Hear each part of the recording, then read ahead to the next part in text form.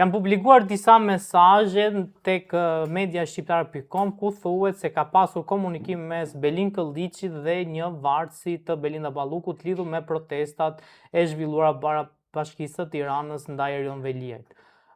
Për të folur mbi këtë, po themi, dalje të këtyre mesazheve, kam të ftuar në një lidhje direkte analistin e njohur Fatmir Merkoçi. Zoti Merkoçi, faleminderit shumë për intervistën. Faleminderit edhe juve. Zoti Merkoçi, besoni që ka pasur ose ka bashkëpunim mes opozitës dhe disa eksponentëve të mazhorancës për të rrëzuar persona të ndryshëm të pushtetit? Me që është 8 dhjetor herë duhet të bëj një urim dhe t'ju them gëzuar gjithë atyre djemë dhe vajzave që morën pjesë në të natë të mërshme të 8 dhjetorit. Sepse është një ngjarje historike e Shqipërisë, kështu që nuk mund ta lë pa e përmendur. Zoti Merkoçi, qëndruar këtu, me që vendosëm tapim edhe pjesën e 8 dhjetorit. Thjesht për të bërë një urim. Përse këtë asaj pjesë pastaj që a ka komunikim apo nuk ka komunikim, mediat kanë nxjerrë disa komunikime ku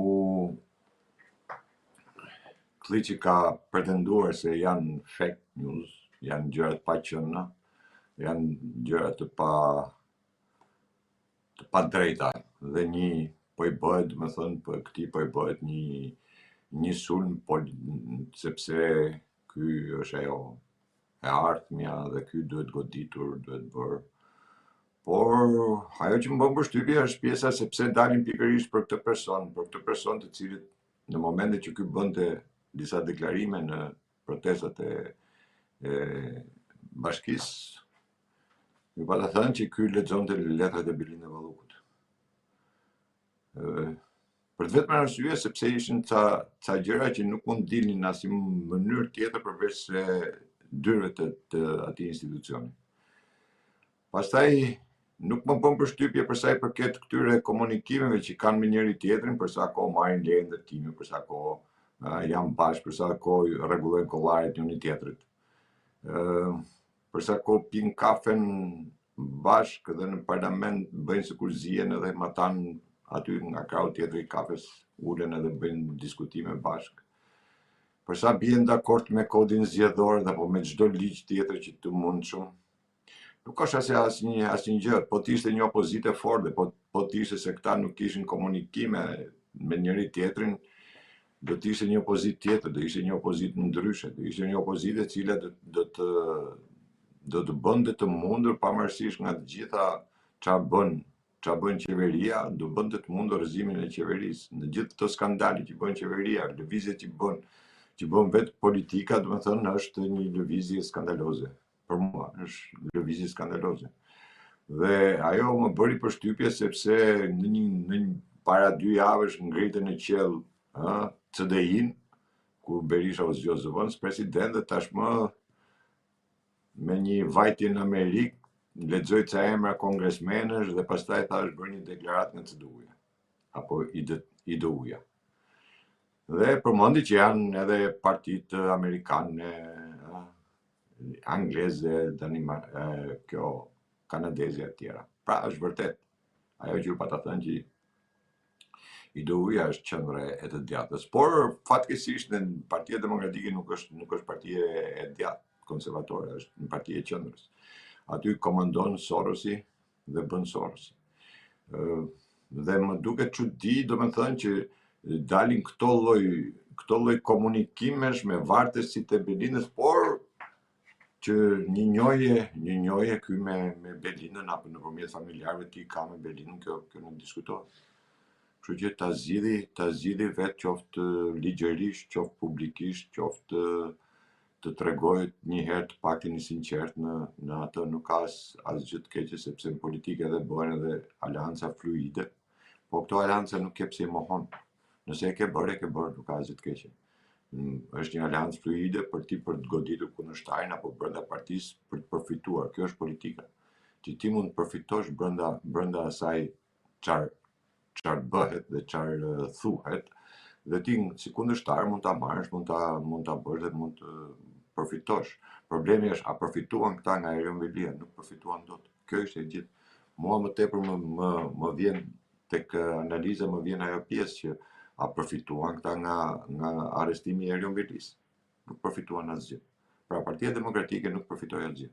Dhe duke mos përfituar asgjë, atëherë më lind dyshimi që këto lloj komunikimesh, këto lloj marrëveshjesh apo se un kam thënë këtu nuk janë politikanë, këta janë pazarxhi politike, s'dinë politik, këta janë para politikanë, vetëm bëjnë laka nëpër media, kujtojnë se me ato deklarata apo me një këtë do ngrihet populli, do bëjnë namin, do i vi këtyre nga mrapa. Por dalja e këtyre mesazheve që nuk kanë dalë sot, nuk janë të sotshmet. Janë mesazhe që kanë dalë me kohë, është përfolur gjatë gjithë kohës është përfolur kjo lloj marrëveshje e dy fish. Thash, do ishte më burrnore të thoshe po kam komuniku, kam bërë, sepse kisha qëllim për të realizuar heqjen e Erion Velis apo këtë apo atë, nuk ka asgjë të keqe. Pra, aleancë fluide. Por këta nuk e pranojnë atë se nuk e kuptojnë, duke mos e kuptuar, se se kuptojnë politikën se si funksionon. Atëherë këta fillojnë edhe bëjnë pastaj atë çorbën tjetër, themi që jo isha, jo sisha, jo po ma tregoti mua, jo ta tregoj ty, jo po të ikim gjyq, jo po të ikim prokurori, jo po të ikim hajde kalu kalaxheteme. Këto janë domethënë kalamalliqe.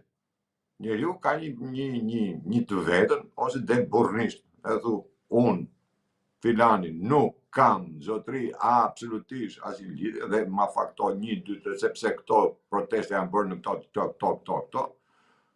Dhe ose dilë dhe thuj, unë e shfrytëzova, politikisht e shfrytëzova dhe doja të bëja këtë lëvizje. S'ka asgjë të keqe. Gjithatë ta shohim në vazhdimsi si do ecin. Deklaroj që i kam çuar spak, ku diun, do të dalë nesër në gjyq të thoshte po. Më duket më tepër lëvizje kalamaj se sa politike nuk është fare. S'ka lidhje me politikën hiç. Janë pazar që bëjnë njëri me tjetrin. Zoti Merkoçi, ku jemi ne pas 8 dhjetorit të parë që ndryshoi gjithçka në Shqipëri? Si e shikoni tashmë pas shumë vitesh? Kur jemi ngretat natë, kemi qenë shumë pak vetë. Dhe kemi nis një revolt. U mas shumë përpjekjesh dhe mas i dogjëm transnatorin, dolën edhe studentët në bashkune dhe u qyt lëvizje studentore. Ne kishim idenë, domethënë, e një revolte se nuk ishte 8 dhjetori i parë.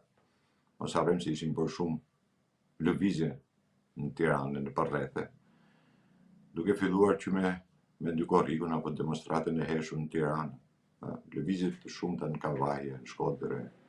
Ishin bërë shumë lëvizje. Dhe kjo erdhi si pasojë e tyre, grumbullimit në gjithçka. Qyteti studentit u bë gjoja sepse aty janë studentët, aty është rinia dhe është më e thjeshtë për t'u bërë. Por ne pavarësisht nga ajo u arrit domethënë ai qëllim që të ngriheshin dhe fal Tiranës pastaj bëri atë që ajo lëvizje të marri hold. Po mos kishte qenë rinia e Tiranës dhe qyteti i Tiranës, domethënë po mos ishin hap dyert e shtëpive të qytetit të Tiranës, ajo lëvizje kishte marrë fund qyshat natë. Na u gjindën, na u bon, na përkrahën. Zot fal na njifshin se Tiranës le arritu, kështu që normal edhe të njifshin edhe të bëshin. Por ajo që ishte kryesorja ishte që kjo lloj lëvizje u mbajt gjallë nga qytetaria e Tiranës dhe nga rinia e Tiranës, gjë që nuk thohet në gjithë ato fjalimet patetike që mbajtën edhe sot, por që kanë mbajtur për 35 vjet. Gjithmonë kanë mohuar rolin e qytetarisë Tiranës, rolin e rinisë Tiranës. Po mos kishte qenë kjo rini, dhe po mos kishte qenë kjo qytetari e Tiranës. Dhe po mos ishte përdorur, se tek e fundit siç përdorin të gjitha dhe ne përdorëm qytetin e studentit si pikë takimi, si pikë lidhëse, duke menduar se aty jemi më të grumbulluar, më të bërë, janë studentët, ka më shumë njerëz dhe njëran tjetrën. Dhe arritëm të ta mbajmë gjallë dhe të shkojmë drejt asaj që u krye, domethënë, themelimi i Partisë Demokratike. Por atë të dëgjova sot për shkakun nga goja e Berishës ishte skandal, domethënë që Rinia formoi Partinë Demokratike. Nuk e di se Rinia pas ka formuar Partinë Demokratike dhe ta gjej Berisha se si e formoi. Por nuk ka formuar Rinia Partinë Demokratike. Partia Demokratike erdhi pastaj u formua në marrën e 24 orëve. Por duke mos qenë pjesë aktive e asaj date, qoftë 8-s apo qoftë 9-s, se Berisha ka ardhur bravo, domethënë në televizje, patjetër që do fillosh manipulosh apo të thuash gjërat pa qëna, vetëm për dalë që unë jam këtu e kam qenë prezente në the tash.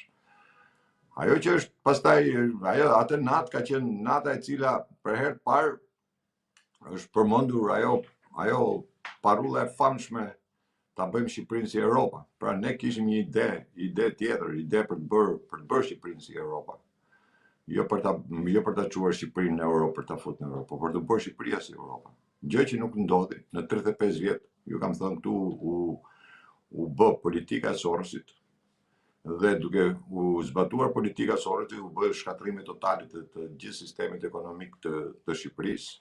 Dhe u bë duke shkatruar sistemin ekonomik të Shqipërisë, ajo gjëja më e keqe që ndodhi në Shqipëri është sepse u godit klasa punëtore. Pra ne shkatruam klasën punëtore, atë klasë punëtore që ne kishim të përgatitur, që ishin gjithë specialistë, shumica e punëtorëve tanë kanë qenë duarartë, kanë qenë vërtet specialistë, nuk po diskutojmë regjimin apo pagesën, po unë flas si zanatali kanë qenë zanatali të shkëlqyshëm, bënin çdo gjë, prodhonin çdo gjë. Dhe këto njerëz u goditën se u nxorën rrugë me atë ligjin e famshëm 80% që në atë kohë ne kam kundërshtuar në atë kohë, pavarësisht se unë hangar vetë goditje për atë debat që bëra. Por do të them që ishte skandali më i madh, domethënë që u hodh klasa punëtore u hodh në rrugë, e cila u detyrua pastaj të largohej, tikte. Dhe emigracioni në Shqipëri nuk ka filluar, migrimi në Shqipëri nuk ka filluar, domethënë sot. Migrimi në Shqipëri ka filluar qysh në 90-ën, qysh me Dykorrikun, apo me marsin e anijeve, dhe vit pas viti ka ikë në thështata, ka qenë po prap një goditje madhe shumë. Por thash ajo që ishte më kryesorja, domethënë ishte politika e cila nuk bëri që Shqipëria të bëhesh vërtet një vend të prodhonte, të jepte, të bëheshin koncesione, të bëheshin marrëveshje me ndërmarrjet huaja, me gjëra, të zhvillohesh industria, bujësia. Ne sot kemi një industri që se kemi më, kemi një bujësi të shkatruar. Pra kemi një njeri që na thot se ku jemi, në çfarë vendi jemi. Por ajo që të bën më tepër përshtypje në 35 vjet që unë e kam kritikuar dhe kam ngritur gjithmonë, ka qenë që në gjithë fjalimet që kanë marrë, në të gjithë deputetët që kanë qenë në parlamentin e Shqipërisë, nuk është përdorur asnjëherë fjala që kapitalizëm, pra të ndërtojmë kapitalizmin në Shqipëri. Gjithmonë kanë thënë ekonomi të hapur. Ekonomi tregu. Ekonominë e tregut, ekonominë e hapur e pranon edhe Partia Socialiste apo Partia Punës. Në programin e tyre pranojnë, ata nuk kanë gjë. Ata nuk pranojnë kapitalizmin. Dhe çuditërisht, partia të cilën ne e krijuam si forcë e djathtë, jo forcë e qendrës, por si forcë e djathtë. Ideja jonë ka qenë forca e djathtë, për të përballur me atë që ishte forcë e majtë. Tash nëse ti e nxjerr partinë në partitë qendrë, të gjithë ato çan ne luftuam, dham gjithçka. Vjen puna në fund fare dalim tek një forcë e qendrës, domethënë dalim në zero. Kështu që prandaj ju kam thënë që Partia Demokratike ka humbur identitetin e saj, ka humbur vizionin e saj. Ka humbur atë që është kryesore, ideologjinë e saj. Dhe duke humbur të gjitha këto, patjetër që ngelesh në këtë katrahull që je sot, që bën një miting e quajtur foltore me një minimal njerëzish, që edhe salla ze më tepër. Të vjen keq, domethënë që gjithë ato shpresat që kishim për të bërë këtë Shqipëri vërtet, për ta bërë si Europa dhe të ishin dinjitoz në Europa, ashtu siç kemi qenë para 45-s. Çuditërisht ndodhi e kundërta, Shqipëria u shkatrua, u shpopullua. U përdor programi Sorosit, thash, është programi I cili është përdorur në mënyrë më të mirë të mundshme dhe ajo që të bën pastaj përshtypje është sepse në 89 Ramiz Alia në mbledhjen e byros politike që u mbajt në atë kohë me dyert të mbyllura u quaj, mbledhja e byros politike dhe pikërisht këtë trajtoi që ne do ndryshojmë sistemin, do bëjmë sikur do ndryshojmë sistemin, po do jenë por njerëzit tanë njëra tjetrën dhe kështu ndodhi. Realisht kështu ndodhi. Dhe sot jemi në këtë. Po çfarë ndodhi? Ndodhi ajo duke vërtetuar edhe një herë sot në fjalimet apo në veprimet që bëri Partia Demokratike. E para nuk që e zonja që të bënte një manifestim të rinis të rinis Partisë Demokratike, pra duhet ishte aktive sot, duhet ishte prezente gjatë gjithë ditës me aktivitete, nuk ishte. Gjë që nuk ishte e para. Dhe e dyta çfarë ndodhi? Ndodhi ajo që edhe pse është pra ajo që ju them unë që këta kanë vetëm propagandën, vetëm fjalën propagandë. Çfarë ndodhi? Folën disa I student asaj periudhe që në atë kohë nuk dinin se çfarë ishte demokracia, jo idealet, kishin ta ideale. Dhe çfarë ndodhi? Ndodhi ajo pastaj që nuk kishin njerëzit që duhet ishin, nuk kishin prezent, nuk u përmend absolutisht as gjë tjetër. Kupton, dhe mbajnë ca fjalime patetike duke sharë amën prapë. Kupton, në një kohë që kishte gjë tjetër sot. Sot duhet ishte diçka ndryshe. Nuk e bën, pikërisht nuk e bën për këtë arsye sepse duke mos qenë vetë prezent apo duke mos pasur asnjë lloj aktiviteti në ato kohë, ndodhi kjo që sot jemi në këtë gjendje që jemi dhe Partia Demokratike është ka rrëshqitur dita ditës në humnerën e saj të rrokollisjes ku nuk po dihet më se ku do përfundojë, se nuk po ka ndalim. Kisha një mundësi sot për ta bërë, nuk e bëri, por është e drejta tyre sepse ata që e kanë marrë në dorë tashmë atë parti, ata e kanë të drejtën për ta bërë, nuk e kemi ne jemi themeluesit e saj, na vjen keq për atë çka kemi dhënë, për atë çka kemi bërë, dhe vjen keq për Partinë Demokratike, tash si themelues vjen keq, domethënë për ato të mijat personale apo dhe të atyre miqve, shokëve, të cilët ishim për një parti tjetër. Dhe më e keqja të keqjave pastaj është që Shqipëria ngelet pa një opozit fort, një opozit të djathtë, një opozit konservatore, e cila duhet ishte shtylla e Shqipërisë. Kur ngel Shqipëria pa opozit, domethënë realisht sot jemi pa opozit. Duan apo s'duan, e pranojnë apo se pranojnë. Unë e kuptoj që edhe mund të ketë reagime, edhe nuk e pranojnë, nuk e duan, sepse thash janë në vend që të sot vërtetonin atë shprehjen e tyre të famshme që ne jemi për parti të hapur, jemi për parti vlerash, jemi për parti kontributesh, sot s'pash as vlera, as kontribute, as hapje. Pashin guac, ku flasin deputetët, flasin parlament, deputetët dalin flasin nëpër televizion, deputetët dalin flasin edhe aty. Gjenë ca role që dalin flasin aty pastaj, se ku I gjenë ca që marrin copë letër, duhet flasin deputeti me letër, njerëzit që flasin aty duhet përgatitesh me letër, ta shofi herë partia se çfarë do thush pastaj. Kjo s'është as folklore, as miting, as gjë, kemi arritur në këtë lloj grade. Do vjen keq sa dush, po ky është realiteti. Është realiteti sepse thash, duhet ta vuash, duhet të jesh atë në ato ditët aq të nxehta, me atë përplasjen aq të madhe, me atë frikën, me atë mposhtjen e frikës, me përballjet, me marrjen e njerëzve, me komunikimet që ta kuptosh domethënë se çfarë është ajo. Po tani njerëz që unë I njoh, I di, këta me 8 dhjetor, me ndat 9, këta bën sikur u futen atje në grevur. Ramiz Alia I solli dy hifa me xhinse.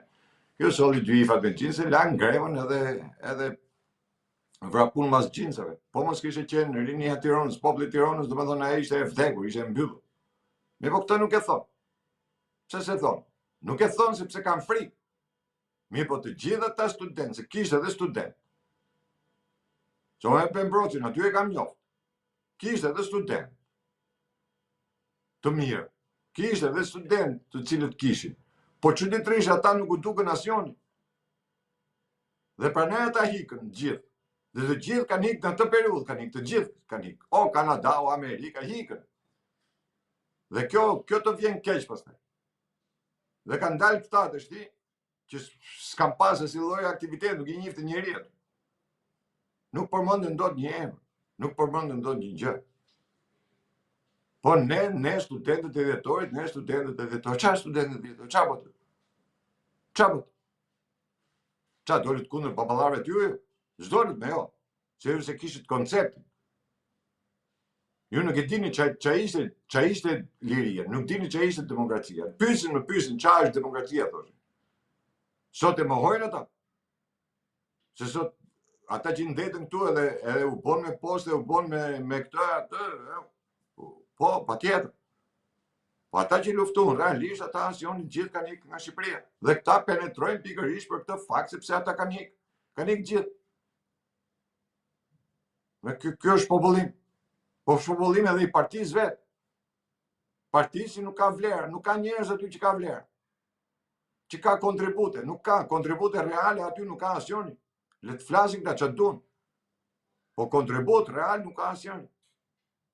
Kjo është fatkeqësi. Çfarë roli ka pas Berisha në ato ngjarje? Berisha në ato ngjarje ka pas, domethënë, me 8 dhjetor nuk ka qenë njerë, në mënyrë absolute. Jo, tash Berisha ka me datë 9, është kthy nga jashtë, se ka qenë jashtë. Është kthy me urgjencë. Ka ardhur këtu. Jemi taku tek bulevardi, tek ka qenë ku është Ministria e Brendshme. Mos gaboj, ka qenë ditë e diel. Mos gabofsha. Ka qenë ditë e diel, data 9, ka qenë e diel, duket. Dhe jemi taku aty. Dhe aty kemi folë dhe aty i kam thënë, o hajde ose mos hajde fare. Jo, ata duhet me im shtetë, hajde. Kur ka mbajt një fjalim, domethënë ku filloi Ramiz Alia në udhëheqjen e Ramiz Alis, që ka udhëheq luftën e drejtë që shejton, po jo se ç'foli ça bëllë. Filluan studentët ja futën gjithë qytetarët që ishin aty në qytet studentë, gjithë ishin. Filluan fshkëllimat, hiku, pastaj erdhi të nesmen dhe të nesmen pastaj filloi data 11 u bë ai takim, datë 10 u bën ato takimet e famshme të studentëve me Ramiz Alin. Berisha kishte kontaktet me Ramiz Alin dhe me datë 12 pastaj u formu Partia Demokratike, po rol në drejtim apo në protesta, në udhëheqjen e protestave, Berisha ka gjithmonë, ashtu si gjithë ata që erdhën pa postale kur u themelu Partia Demokratike, se të gjithë që janë aty në kryesinë e Partisë Demokratike, ato 2-3 ditë nuk janë pa fare. Këta erdhën pak postale me datë 12, siç u formu partia, erdhën edhe këta kom blok, u bën se bësh Partinë Demokratike, ke shtëpia Gërmës Pashkës, ke shtëpia Leni Pashkës që ishte antar i Komitetit Qendror, ke i biri Josip Pashkës, e kuptohesh, është masakër kjo, tash mos na i tregojnë këtë. Pra ne po them, merren pago postale, të gjithë u habitën kur pak të njerëz, mirë, po duke qenë ajo urrejtja, duke me qenë ajo, nuk e llogariti njeri, domethënë këtë lloj lëvizje. Dhe u anashkalun të gjithë. U anashkalun sepse edhe kur janë bërë firmat e Partisë Demokratike janë shkruajtur një 7 herë. I herë thotë s'ka emrin e nonës, i herë babës, i herë puna, i herë kjo, i herë ajo, derisa seleksionuan ata që deshën. Dhe ajo që ndodhi më e keqja pastaj në kryet vitit, domethënë në Ministrinë e Drejtësisë u ndru komplet lista, vuj listë tjetër atje, themelus, i qujnë këta.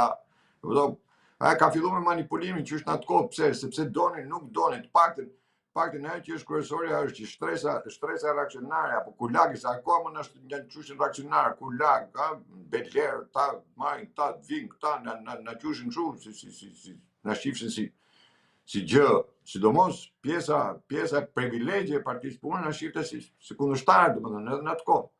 Kështu që ata zum postet, njërën tjetër, ne bëjshim protestat, ata zum postet, kjo është e thjeshtë.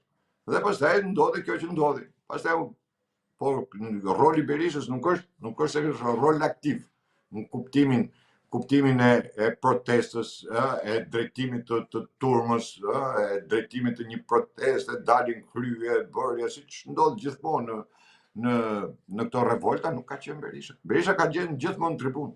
Ka ardhur, është mu sheshe, ka ardhur Berisha në tribunë, e ka gjetë gati, si më thonë. Nuk ka rol aktiv nuk e ka, absolutisht.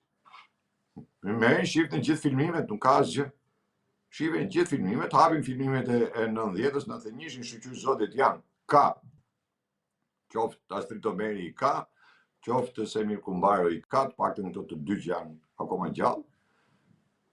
I kanë filmimet, që hapin, të shofin edhe, po deshën historianët, bëjnë historinë, të marrin, të shofin, të hapin, të shofin gjitha. Këto që i them, unë i kam tjetuara, nuk i kam të treguara. Po ti kisha të treguara, do fliça ndoshta ndryshe. I kam tjetuar, jam protagonisti atyre kohë. Nuk jam njeri që më kapi rastësia, sepse jam në vazhdimsi në të gjitha ngjarjet. Nuk është se jam vetëm në një ngjarje. Zoti Markoçi, çfarë u bë keq pas 90-s? Gjë e parë që u bë keq pas 90-s herë u bë sepse thash ne nisëm me idenë e një partie të djathtë. Ajo që u bë keq u bë se u shit si partia e djathtë, po këta ishin gjithë deri ka revizionistët shkoshin ta. Nuk shkoshin më tepër kundër partisë punës, themi. Dhe nuk shkojnë më tepër se sa pranaj e deklarojnë edhe sot vetëm të qendrës, se deri këtu shkojnë ata. Nuk ecin dot tek e djathta. Nuk ecin dot tek e djathta se nuk kanë e djathta ka alternativë, ka zgjidhje. Nuk ka e djathta propagandë, nuk ka e djathta vetëm fjalor, hajde të flasim. Thash, në momentin që ti del në një protest me letër, aty në atë moment ti ke marrë fund, si e më. Dhe gjitha kjo pastaj shkoi rrokopuj. Mirë po, duke shku kjo lloj rrokopuje, mirë po thash, njerëzit ishin të etur për lirinë. Dhe nuk e llogaritçin dot.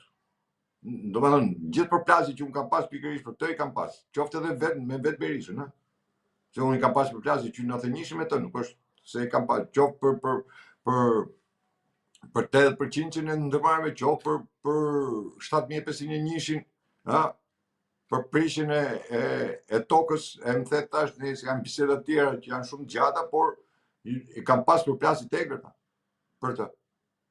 Dhe unë në atë kohë jam qytë radikal, jam qytë reakcionar, ti je reakcionar, ti je radikal, nuk jo se duhet kështu, se duhet ashtu. Dhe këtu është ndarje koncepti. Por me idenë, hajde, nesër mi dakord, mbas e bëhet. Por realisht nuk u bë asgjë, thash. Nuk është bërë asgjë. Ne kemi një industri të zero. Dhe kemi një bujësi të shkatruar. Dhe kjo është e keqja.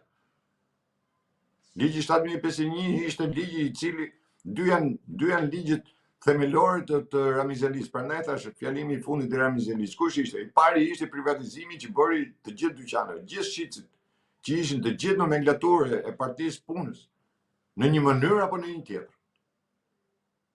Të gjithë shitësit, të gjithë këto bën në kohën e Ramizelis u bë privatizimi i dyqanëve. Po dyqanet këto i morën. Me çaj blen këta dyqanet, se i kanë bleka 100.000 lekë, 70.000 lekë, ku dy në atë kohë. Me lekat që kishin mbledh popullit, se po i gjetë kush kishte 100.000 lekë atëherë apo 50.000 lekë, me zor mbledheshin lekët me blej i frigorifere për i lavatricën. Këto e morën gjithë. Dhe ligji i dytë ishte 7501. Me ardhen në pushtet Partisë Demokratike, ky ligj nuk u ndryshua, përkundrazi.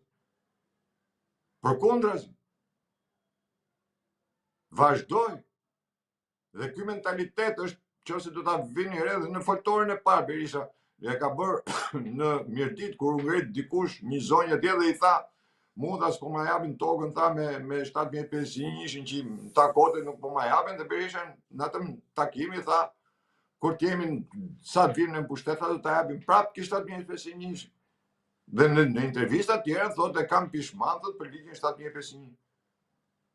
Mi po, jo vetëm 7501, po u bë ligji fermave. Do me thënë, u bë ligji i pronave. Mi po kur u bë ligji i pronave, në 92-shin, 93-shin, mos harroni se u ngrit edhe ligji i privatizimeve, u bën letrat me vlerë, letra pa vlerë. Që s'kishe ku i përdorsh, s'kishe ku i bëje. Dhe që ndodhi kjo katraur, totale. Pronarit nuk ju dha prona. Pastaj nxorën dhe ligjin e legalizimit. Pra, hajdutin e bën pronar. Domethënë, këtu vetëm pronarit janë godit, gjithmonë. Vetëm shtresa e kulagëve të themi, ta kuptojnë më ndryshe shqiptarët. Reakcionarëve, kulagëve, borgjezëve të themi. Vetëm ajo pjesë u godit më tepër nga gjithë. Ata janë më të humburit. Ne që na morën me shtëpia, me para, me mall, me drejt, na internu, na burgosin, na bën 35 vjet nuk ka asgjë. Kjo stres nuk ka asgjë. Dhe gjitha shkoj keq. Për sa kohë u kthyem dhe u dolëm në monopartit një leti se janë opozitë, se është shumë opozit kjo. Ne jemi monoparti. Pavarësisht se unë e quaj mafia shtetës, koncepti im ky, dhe i ngelem asaj, por në thelb po të shohësh jemi monoparti. Do ta bëj Rama ligjin e zgjedhjeve, bashkohet me PD-n dhe e bën. E bën. Si bashkohen? S'ka asnjë lloj kontradikt. Ju e pat se kush kishte firmos? Pendri Shabani. 18 deputetë, 28 deputetët e PD-s. E po t'i shofësh, janë eksponent Partisë Demokratike që kanë firmos për Ende Shabani. Qa politike bëjnë ta? Qa politike bëjnë ta? S'ka. Dhe për sa kohë, unë kam thënë, për sa kohë Soros i është aty mrena, nuk mund të bëhet partia e djathtë. Dhe s'ka për të bëhet djathtë, dhe sot e tregun. Prandaj edhe sot e tregun. Sepse nuk pati, sot kishin mundësi për të treguar që ne vërtet jemi partia e vlerave, kontributeve, mirënjohjen, tash asgjë, absolutisht. Asnjë lloj gjë. Deputetët e vetë flasin aty, ata vjetorisët që kanë marrë poste, se ata që kanë marrë poste, patjetër ata. Po e të tjerë. Po s'ka qenë, ata që s'kan qenë fare. Kjo gjithë është ndërtim i keq pas 90-s, se gjëja nuk vjen e keqja, nuk vjen për një ditë në politikë. Po politika që bën ti vjen gradualisht duke u rrënuar. Prandaj ja u thash në fillim. Ka marrë të pjetën, nuk dije se ku do ndali. Ka që thjesht është.